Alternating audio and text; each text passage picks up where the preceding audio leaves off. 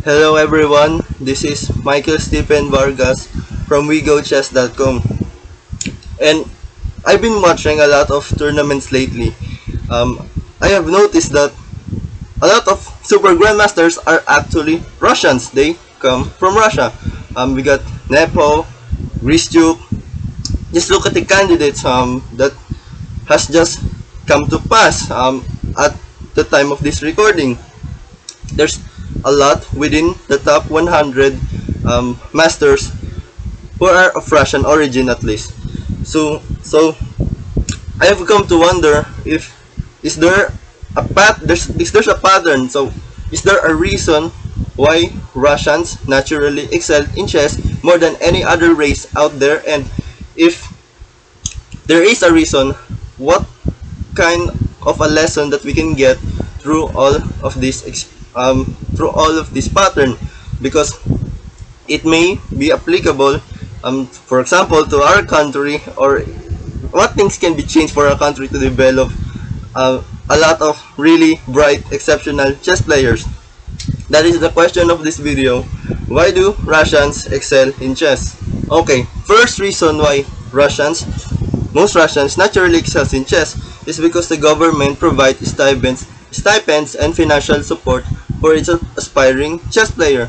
So, if you do not know already, pursuing chess is a really difficult career. There's not a lot of monetization strategy in order to earn money from this. So, most chess players actually struggle with their day-to-day financial needs, and sometimes those problems can get in the way of them actually putting in the work to succeed in their chess career.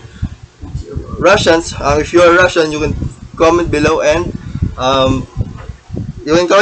prove me wrong. But from all the research that I've done, it seems that Russia provides stipends and financial help for its chess players. This will naturally allow them to excel than other players who doesn't receive the same financial support. Any financial struggle will take hold of an aspiring player's time. The time that could have been used to actually study and get to improve their skills or abilities will be put on hold to actually fulfill their day-to-day responsibility. And so by doing this, those who receive more financial support are more likely to excel in any field, such as with chess. By having the government actually step in and support the players are just much more likely to succeed. Another factor to this is the so-called accommodation. So you may not know that FIDE, which is the international body of chess, actually hold tournaments overseas, international. So what do you need if you are trying to compete internationally? Of course, you will need some sort of accommodation in forms of hotels, maybe food. Of course, if you're going international, you need a place to stay and a food, which costs some money. And so, if you're going to participate and you might not even know if you are able to win the following tournament, how are you going to get the initial financial funding to afford the accommodation? And so, having the government support the players, they're just much more likely to compete in international competitions and win than those who does not have the same backing. Any country who are backed by their government are just much more likely to succeed than their peers, because they are in an environment where they have a competitive advantage. This is just not in Russia. It can also be in USA. USA also supports their chess players, but with Russia, there are also other factors that makes them much more likely to excel than the US. And by the way, US also excels in chess. Then we come to the sport or state-sponsored chess tournaments. So the government does not only provide the stipends, the financial backing, but they are much more likely to sponsor a chess tournament with their own, so that the organizers wouldn't have, for example, to charge the players or spectators fees in entering the tournaments. So having a state-sponsored event just makes it much more convenient for the players to actually compete and to get their light, their opportunity um, to be able to showcase their skills. It also creates the impression that being in this field playing chess, when there's a lot of sports state-sponsored events, it creates the impression that it is actually feasible to pursue this industry. And when it is feasible, then more younger players are much more likely to push hard and realize their full potential rather than if they were born into a different country, for example. There will be more players since everyone will think that pursuing chess is worth it because there's a lot of state-sponsored events. And some would even treat it as a good side hustle and even might realize that they actually like it and stick long enough to see progress.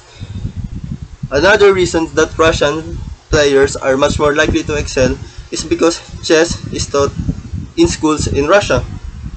So, chess is actually a legitimate subject in Russian curriculum. It might have changed and less relevant over the years, but during the Cold War, chess is such an important subject that the Russians want to really dominate, and so a lot of lessons about chess are actually embedded within the curriculum.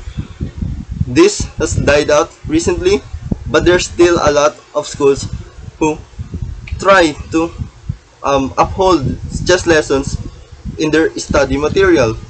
Of course, this makes kids much more likely to realize that, for example, they have the talent to further pursue this field into the professional level, and they are much more likely to succeed because everybody is getting the chance to realize their full potential. In some other country, for example, one may have the talent to actually be successful in chess but may not have even considered because they have never tried, because they have never even experienced some little basics or bits of chess, and therefore was never really truly unleash their full potential. So having chess being taught in actual schools is actually a big advantage for aspiring Russian players. Next is popularity. Chess is just naturally more popular in Russia than any other country out there except the United States, which is where chess is also popular. So in Russia, a lot of competitions about chess are present in public parks, sidewalks, just public parks, just regular everyday place that you and I can actually go to. This is where really as enthusiasts meet and actually gets to play. So when something is much more popular, much more people are attracted to that popular activity because it brings some sort of association, a community. When there's a community, people are much more likely to pursue the game much longer and be able to be successful for on it long term. This is also the reason why a lot of people quit chess, because it's harder for them to find a community, that association, the camaraderie that will actually help them stay motivated to actually pursue chess, right? Because it's just hard to stay if you don't have, for example, any friend, which is harder to find if you are, for example, Vietnam. If you are in a regular country where chess is not as popular, it's hard to find these communities. So having these communities, having a country that where chess is naturally popular, just makes it more likely for their players to excel than any other country because they are in an environment where the game is much more supported. Next reason why Russian chess players are much more likely to succeed is because competition naturally creates competitive players. So if a game is popular, it's not only that there's a lot of people playing it and therefore much more likely to have the talent, but it will also create more competition. And what exists when there's competition?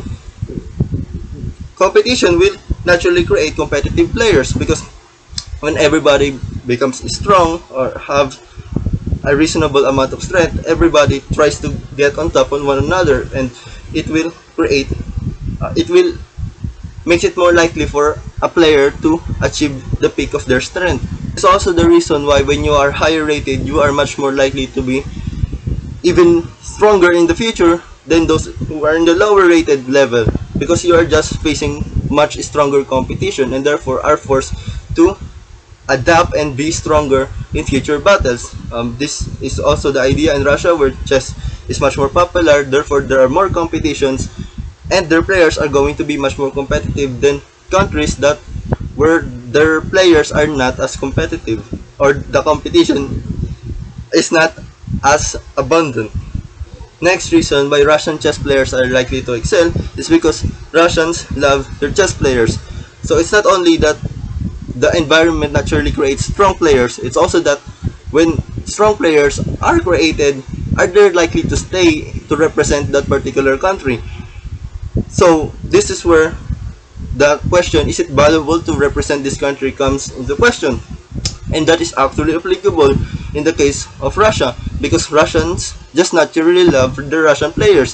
Since chess is popular, they are first of all much more likely to publicize actual top players. They are much more likely to appreciate the effort and achievements of those particular players, and those players are much more likely to adore their country and to be proud of their own country and to actually stick and represent them in the international stage. This creates a positive feedback loop where players are incentivized emotionally and socially to continue pursuing chess and excelling, and then their society will get even more recognition, will recognize them even more for them to further pursue, to further achieve, and then for their society to further appreciate. It's amazing. Another recipe that I have to mention is history. Russians are just naturally much in traditionally has more players in the top level than any other country out there. This creates a case of role models. When a country has a lot of participants in the top or elite stages, it will create some sort of a role model for younger aspirants to continue pursuing the steps of their ancestors, or of those role models, and it makes it more likely for this younger generation to even reach the top, much the same level as those that they are aspired to.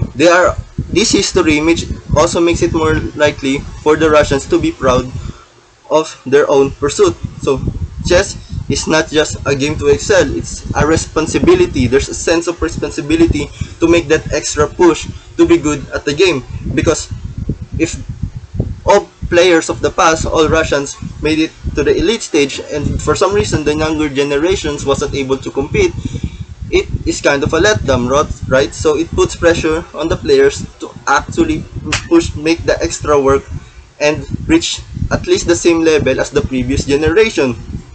So history is really one of the factor. Not to mention that Russians are not just the top 100 player of the world. Russians have actually been champions for almost 100 years.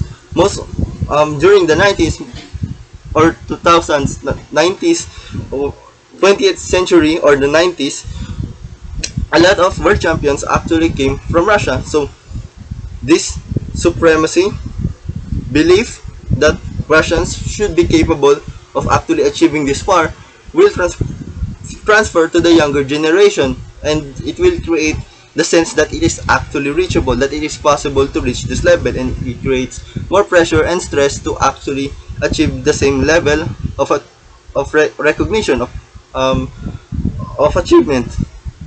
I think the support of the country for their players in any stage, any level, any field is pretty important, not just in chess. For example, soccer-loving countries are much more likely to produce successful soccer players just because there are more support.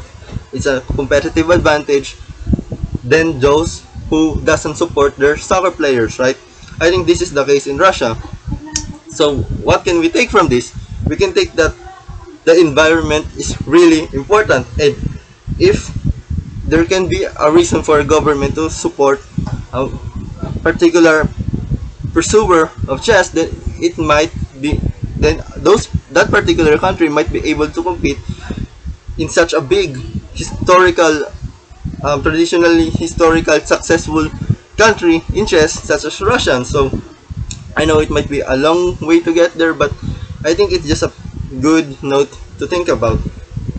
That is all for this video. If you've liked this video, you could feel free to push the like button, and that is all. Sleep well and play chess.